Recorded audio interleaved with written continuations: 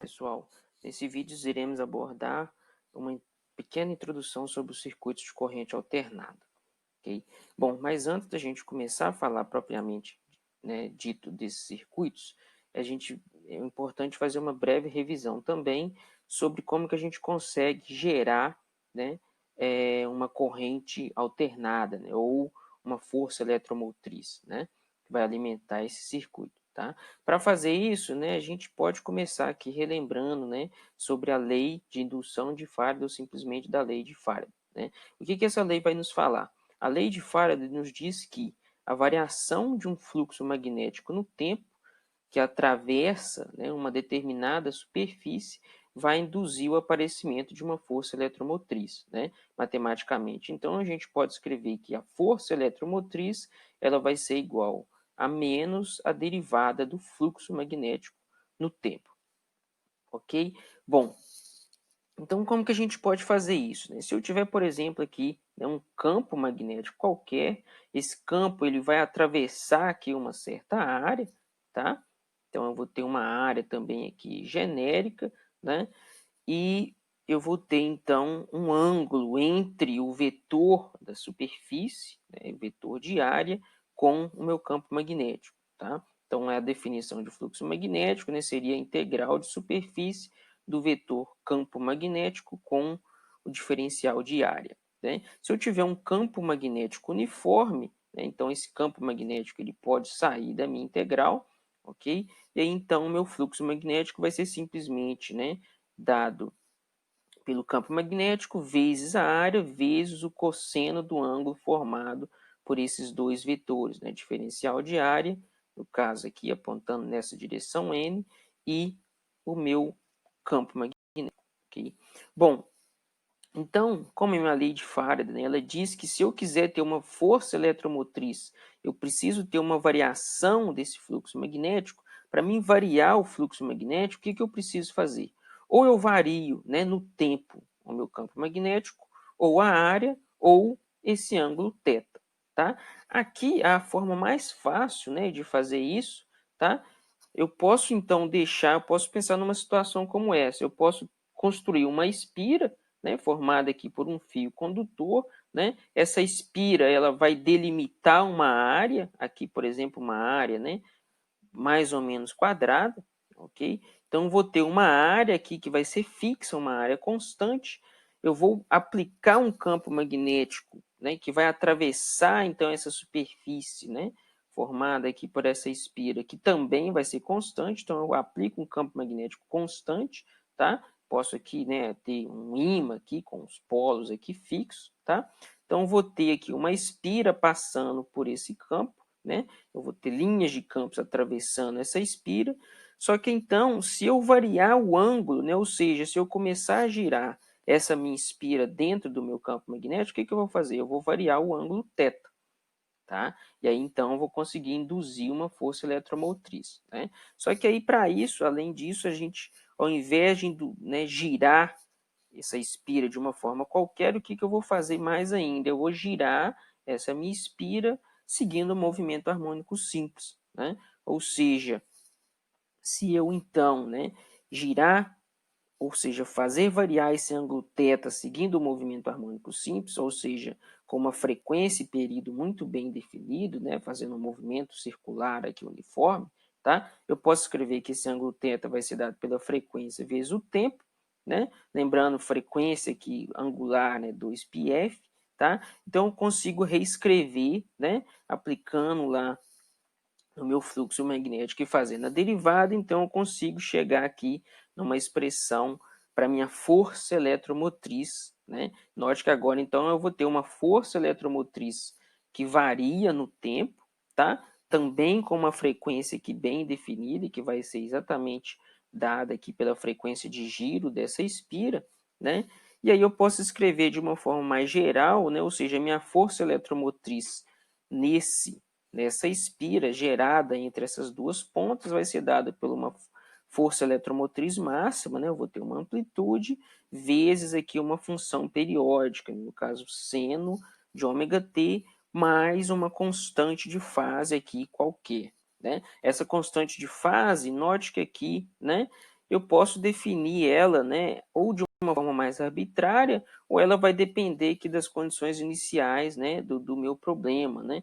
Se eu colocar essa espira para começar aqui alinhada, né, com o meu campo, tá? Ou na perpendicular aqui ao meu campo, eu vou ter uma constante de fase aqui inicialmente diferente, tá? Então essa constante de fase aqui ela vai depender inicialmente do meu problema, tá? Mas note que então, né, se eu coloco esse ângulo θ para variar seguindo o movimento harmônico simples, a minha força eletromotriz também vai ter uma equação aqui, né, que segue, né, muito parecida com o que a gente já tinha estudado anteriormente, né, para outros sistemas oscilatórios, né, que segue também um movimento harmônico simples, ou seja, vou ter uma função periódica aqui com uma frequência e período muito bem definidos, tá? Então, eu posso, né, aqui desenhar, né? Então, vou ter uma força eletromotriz oscilatória, tá? Então, é assim que eu consigo, por exemplo, gerar, né, uma corrente alternada, né? Se eu ligar essa espira, né, fechar um circuito, então, eu vou ter uma corrente alternada que também vai oscilar seguindo essa frequência, tá? E aí, reforçando, né, essa constante de fase aqui inicialmente, tá, ela pode ser definida aí de acordo com as condições iniciais do meu problema, tá? A gente vai ver, né, que quando eu ligar isso a um elemento de um circuito, essas constantes de fase podem mudar e isso vai ser bem importante para a gente, tá? No estudo de uma forma geral de circuitos aí de corrente alternada. Bom, então assim eu consigo gerar uma corrente alternada, né? Agora vamos ver o que acontece quando eu ligo, né? Eu alimento, então vou ter um gerador aqui, né, simbolizado, né, por essa ondinha aqui, né? Como é que eu faço então? O que acontece quando eu ligo esse gerador de corrente alternada, né? Monto um circuito aqui inicialmente somente como um resistor, né, que seria o circuito aí mais simples que a gente teria, tá? Vamos ver o que vai acontecer, né? Qual que é a diferença desse circuito para um circuito, por exemplo, com corrente contínua, né? Bom, agora, né, qual que vai ser a queda de potencial, né, ou a diferença de potencial nesse meu resistor, né? Eu vou ter um gerador que vai estar ligado em paralelo aqui com o meu resistor, tá? Então eu posso falar simplesmente que a diferença de potencial no meu resistor, tá? Um resistor ôhmico aqui, né, ele vai ser dado pela força eletromotriz aplicada, tá? Então, né, a gente está supondo que toda essa força eletromotriz vai chegar aqui, eu não tenho perda, não fiz nem nada, né? Toda força eletromotriz vai alimentar aqui essa minha resistência, né? Então, aqui, ó, já vai ter uma pequena diferença, né, do que eu tinha mostrado no slide anterior. Note que eu vou falar que a minha força eletromotriz ela é dada, né, por uma certa amplitude vezes o cosseno de ômega t, tá? Isso é só uma definição, tá? Note que eu tinha falado, né, voltando aqui, que essa constante de fase dependeria do meu sistema, né, ou das minhas condições iniciais, tá? Então eu vou definir, note que dependendo se eu escrever isso aqui como π sobre 2, né, lembrando que seno de um ângulo qualquer mais π sobre 2 ou menos π sobre 2, eu consigo chegar na minha função cosseno, tá? Então aqui é simplesmente definindo uma condição inicial qualquer, de forma com que eu vou ter esse termo aqui. Tá? Então, eu vou falar que a minha queda de potencial, a minha diferença de potencial num resistor, tá? Vai ser uma voltagem máxima, né? Ou a gente vai chamar aqui agora de voltagem de pico, vezes cosseno de ômega t. Tá? O que vai ser importante aqui? Note que nesse caso, quando eu tenho um resistor, a fase, né? Ou seja, o termo aqui dentro dessa função cosseno, tá? Da minha queda de potencial no gerador é a mesma da queda de potencial aqui no resistor. Então a gente vai falar que tanto o gerador, né, quanto a queda de potencial no resistor, eles vão oscilar em fase, tá? Isso aqui agora vai ser sempre muito importante a gente analisar, tá? A gente vai ver que em outros elementos isso vai mudar, tá? Então lembra aí, gravem que quando eu tenho um gerador de corrente alternada ligado somente a um resistor, tá? A diferença, né? A gente vai falar que eles estão sempre oscilando em fase, ou seja, a diferença de constante de fase vai ser zero, tá? Bom, então vamos seguir, né? Então essa é a minha queda de potencial, tá? E aí se a gente lembrar da lei de Ohm, né? Se eu tenho um resistor ohmico, né? A queda de potencial num resistor, a diferença de potencial vai ser dada pelo produto da resistência vezes a corrente, né? Então disso aqui eu consigo tirar a corrente que vai estar circulando nesse circuito, tá? Então note que então, né? Eu vou ter que voltagem de pico, né? Amplitude máxima, né? Dividido pela resistência. Note que também, então, a minha corrente agora ela vai oscilar, né? Nesse circuito. Ela oscila como? Com a mesma frequência e na mesma fase do meu gerador, né? Então, ela vai oscilar com a mesma frequência, tá? E aí eu posso redefinir aqui, né, qual que vai ser a minha corrente máxima, né? A minha amplitude. Então, eu vou ter uma corrente que oscila no tempo com o que eu vou chamar aqui de uma corrente de pico, né? Qual que vai ser essa corrente de pico? A voltagem de pico dividido pela resistência, tá? Ou seja, num resistor, então, de novo falando, né, sobre fase, em um resistor, a voltagem, né? A queda de potencial num resistor vai estar em fase com a minha corrente, tá? Elas oscilam aqui de forma iguais, tá? Bom, então isso é o que vai acontecer quando eu tenho um gerador, né, de uma corrente alternada alimentando uma resistência qualquer, tá? E aí a gente pode calcular, né, potência dissipada. Se eu tenho uma resistência, eu posso, né, calcular, eu tenho uma dissipação de energia, né, eu vou ter uma dissipação de potência, né, isso por efeito Joule, se a gente lembrar lá como é que funciona um chuveiro, né? Se eu tenho uma resistência e eu passo uma corrente por essa resistência, eu vou ter um aquecimento, né? Ou seja, eu vou gerar uma dissipação aí dada por efeito Joule, tá? E aí, como que a gente calcula essa potência? A potência dissipada por efeito Joule vai ser dada pelo produto, né, quadrado da corrente vezes a resistência, né? Eu já tinha mostrado anteriormente como que era aqui a corrente, né? Note que agora a corrente, né, não é uma corrente contínua, vai ser uma corrente que oscila no tempo, então vai ser amplitude máxima de corrente vezes a resistência vezes o quadrado do cosseno, tá? Ou seja, a minha potência também oscila no tempo, tá? Então eu vou ter, né, uma potência que vai ficar oscilando no tempo aqui, né? Ora no valor máximo positivo, ora no valor negativo e ora passando pelo zero, tá? Então eu vou ter uma potência que também varia no tempo, que é distinto, né, de quando a gente tinha um circuito com corrente contínua, tá? Só que se esse cara oscila, para a gente vai ser útil a gente definir uma potência média, tá? Como que eu faço uma média? Então eu vou calcular o valor médio dessa potência aqui, tá? O valor médio, né, de uma constante, né, vai ser ela mesma aqui, então esse cara sai, tá? Agora o valor dessa função oscilatória, né, o valor médio de qualquer função cosseno ao quadrado ou seno ao quadrado, né? Lembrando, né, se eu fosse fazer um gráfico disso, né, indo do zero aqui até o meu valor máximo, a minha função cosseno ao quadrado seria isso aqui, né? Então aqui é a minha amplitude máxima, qual que é o valor médio disso, né? Se o cosseno vale no máximo 1, tá? O valor médio, né, de 0 até 1 é 1 meio, tá? Então aqui tem 1 meio, né? Por isso que vai aparecer esse termo aqui, meio, tá? Então note que o meu valor médio, ele vai ter essa correção aqui de um fator de 1 meio, quando a gente normalmente fazia lá para corrente contínua, tá? Então ela vai ser ligeiramente diferente, né, do caso de uma corrente contínua, tá? Lembra, né? Se eu tivesse qual que é o valor médio de uma função cosseno, sem ser cosseno ao quadrado, né? Aqui é o caso de uma função cosseno ao quadrado, né? Se eu tivesse uma função sem ser cosseno ao quadrado, qual que é o valor médio dessa função? É zero, né? Porque ela vai estar oscilando aqui de +1 até -1.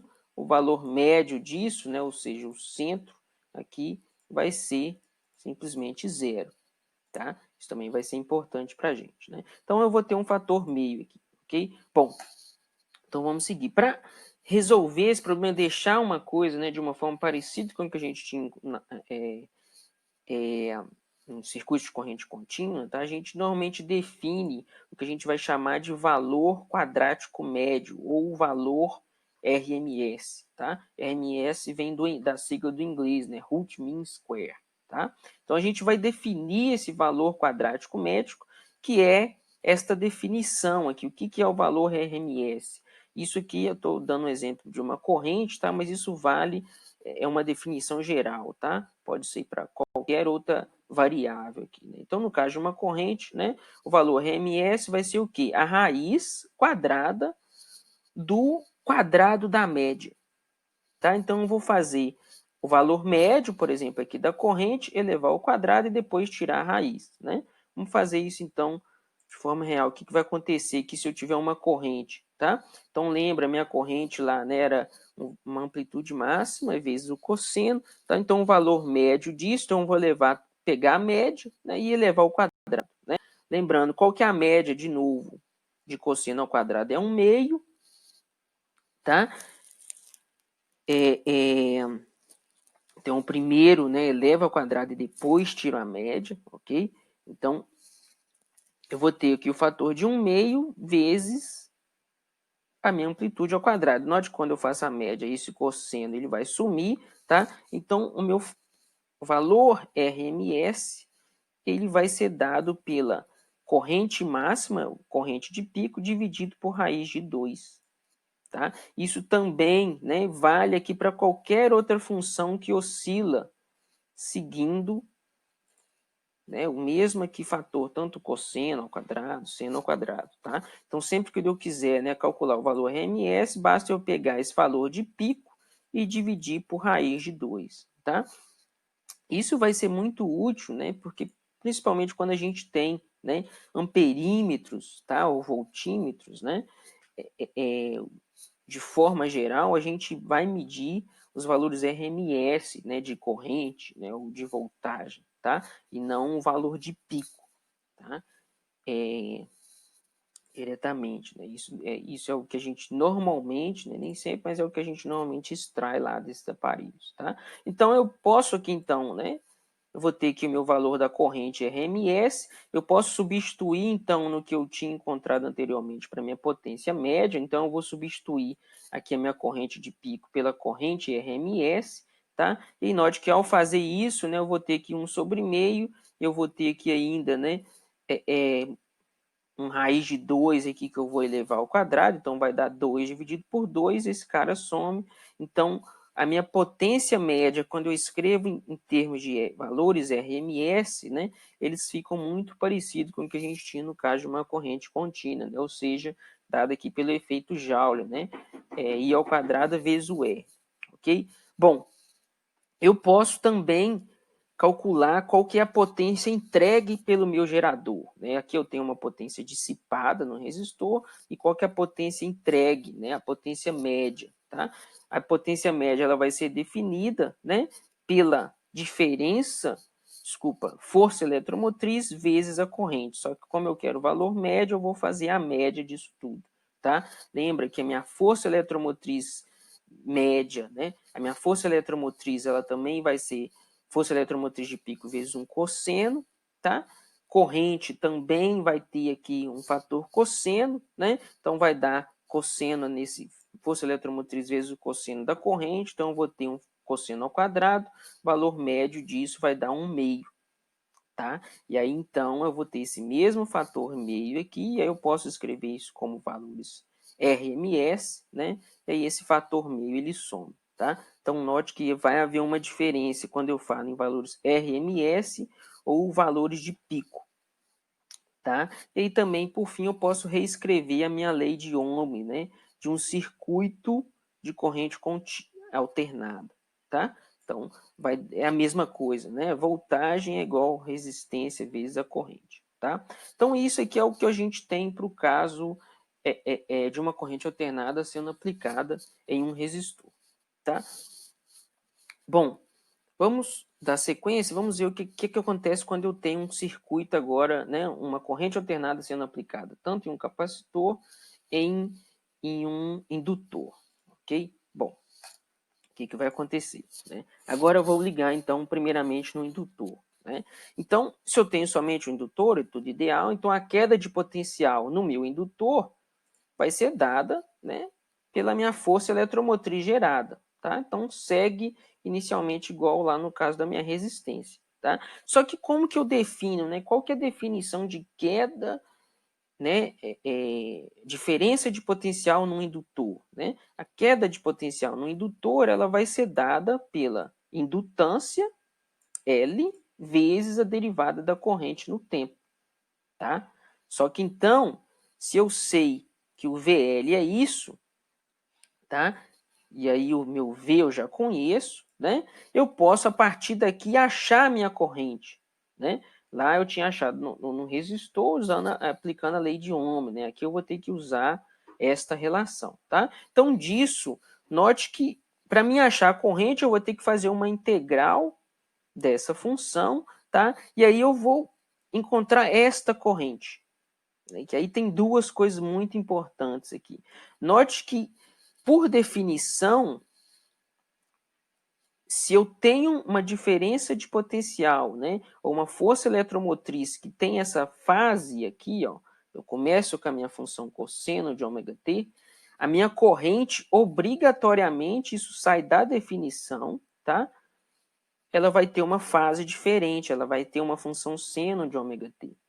Tá? Então, isso é a primeira coisa importante, né? Eu posso reescrever uma função seno como sendo uma função cosseno, tá? Então, note que, obrigatoriamente, isso não vem de condição inicial, tá? Eu ainda até poderia chegar aqui e falar, por exemplo, que eu tenho uma condição inicial tal, que o meu gerador, ele gera, né, uma função do tipo cosseno de ômega t mais uma diferença de fase aqui, delta. Tá? Se eu faço isso, obrigatoriamente, a minha corrente ela vai ter ômega t menos π sobre 2 mais um delta qualquer aqui, né, que sai da minha condição inicial. Tá? Note que, então, esse menos π sobre 2 ele não sai de condição inicial, ele sai de uma definição, né, do meu problema. Tá? Ele sai porque eu tive que fazer essa derivada aqui. Tá? E o segundo aspecto que vai ser muito importante é que a minha corrente de pico, olha só, a minha corrente de pico ela depende da frequência, tá? E ela depende do inverso da frequência angular aqui, e também da minha indutância, né? Então, eu vou ter uma corrente de pico, né? Uma corrente máxima, mas essa corrente máxima ela depende da frequência, tá? Ou seja, vamos pensar aqui, o que vai acontecer, né, se eu tiver, por exemplo, uma frequência muito alta? Se eu tiver agora um gerador aqui que tem uma frequência extremamente alta, qual que vai ser a corrente que circula nesse circuito? Né? Se eu tenho uma corrente muito alta, tendendo ao infinito, né, se eu divido um número por um número muito grande, esse valor dá aproximadamente zero. Né? A corrente de pico diminui. Tá? Ou seja, é como se eu estivesse abrindo o meu circuito. Então, se eu faço, né, circular uma frequência muito alta em um indutor, né, uma corrente alternada aqui, tá?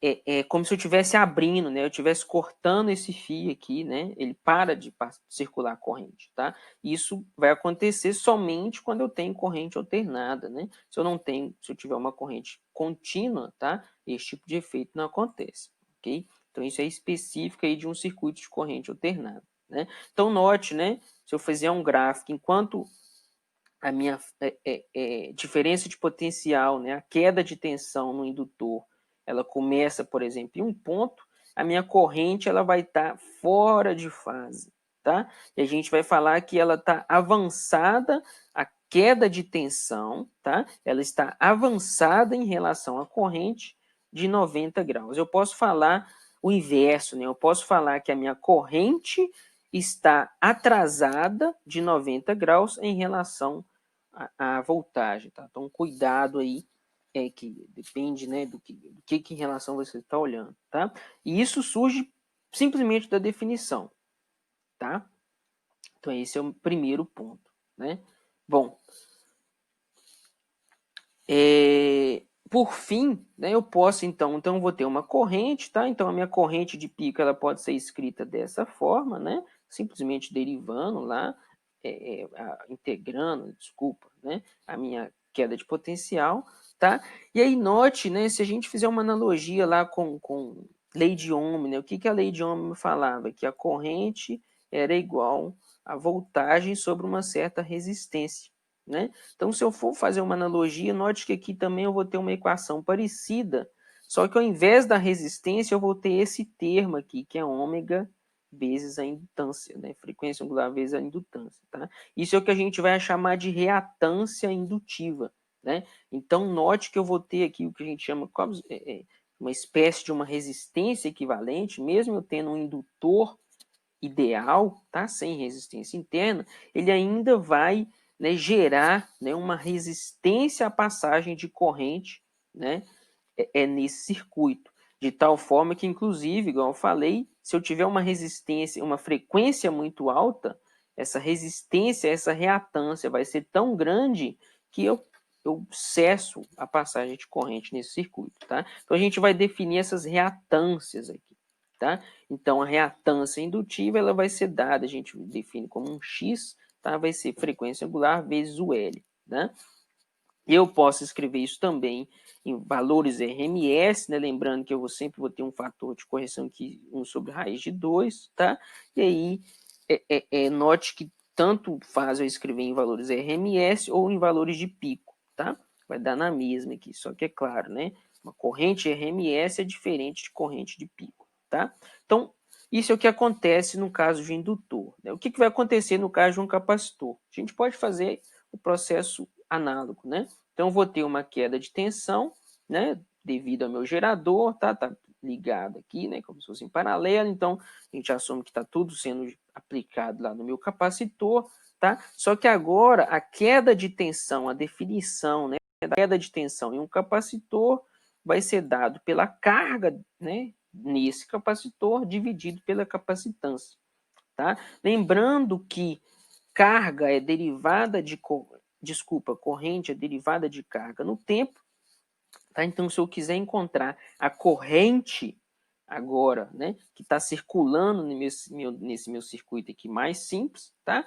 Eu vou ter que derivar essa expressão, né? E aí, na hora que eu derivo, o que vai acontecer? Vai acontecer isso. Eu, de novo, vou aparecer aqui um menos seno de ômega t. Enquanto, então, a minha voltagem ela tem um cosseno de ômega t, tá? Eu vou aparecer aqui um sinal menos, que vai ser importante, menos seno de ômega t, tá? Eu posso reescrever de novo como uma função cosseno, e aí agora vai aparecer essa constante de fase, mais π sobre 2. Note que isso é diferente, né? Quando eu tinha um indutor, aparecia um menos aqui, tá? Ou seja, eu vou mudar também a fase quando eu tenho um capacitor, tá? Então, o capacitor, ele também vai se comportar de uma forma diferente, né?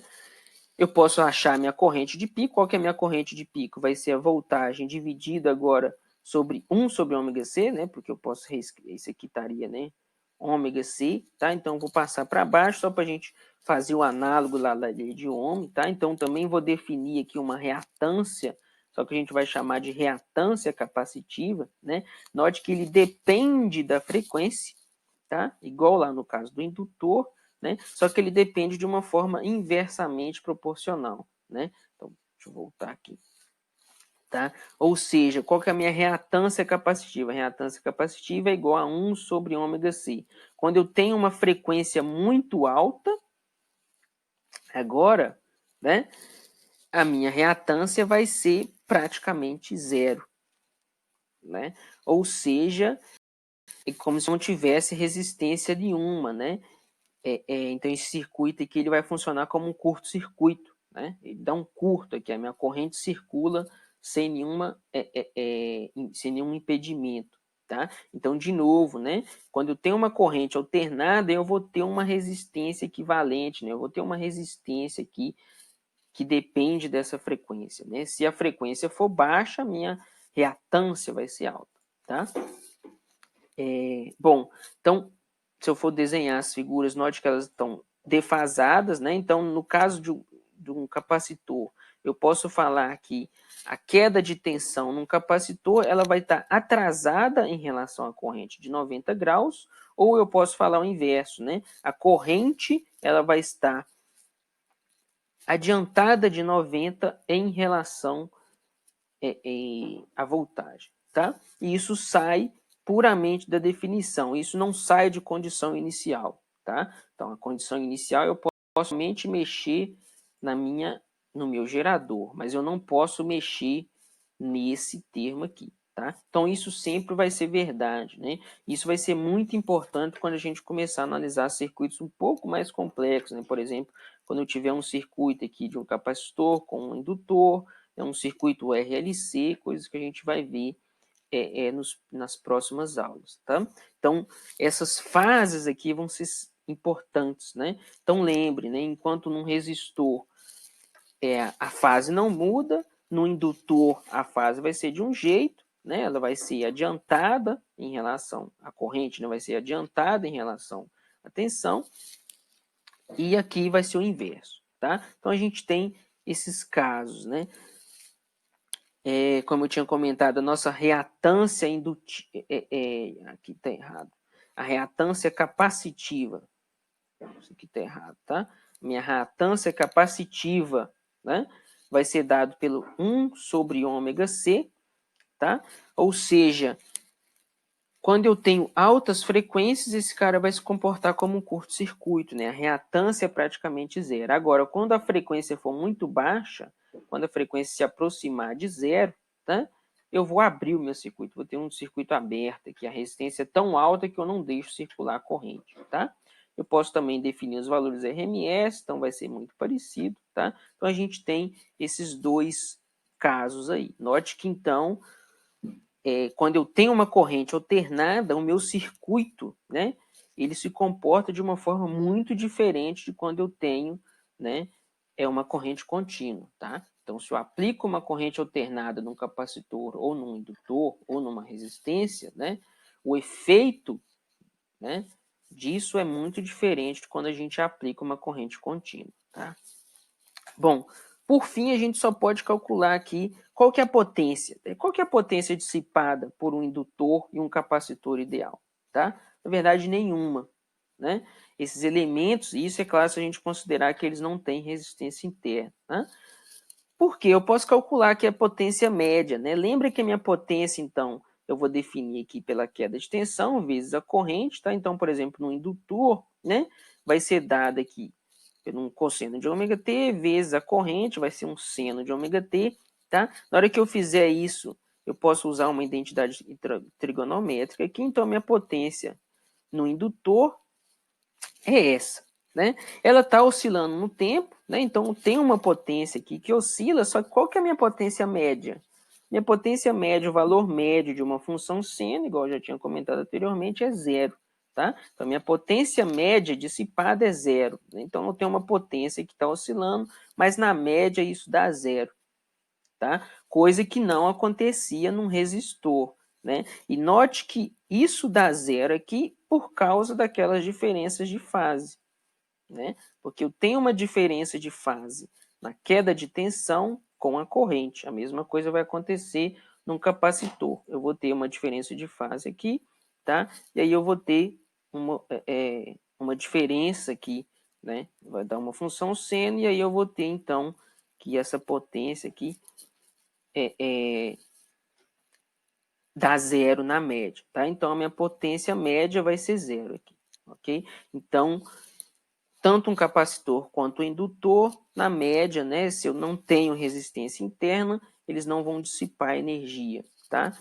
Um ideal, né? Coisas que não acontecem no caso de um resistor. No resistor a gente tem dissipação aí por efeito Joule, tá? Então, isso então seria uma introdução aí aos nossos circuitos, né, mais simples, tá? Somente, né, com um indutor e um capacitor quando a gente tem aí ligado a uma corrente alternada, ok? Então, abraço, pessoal. Obrigado.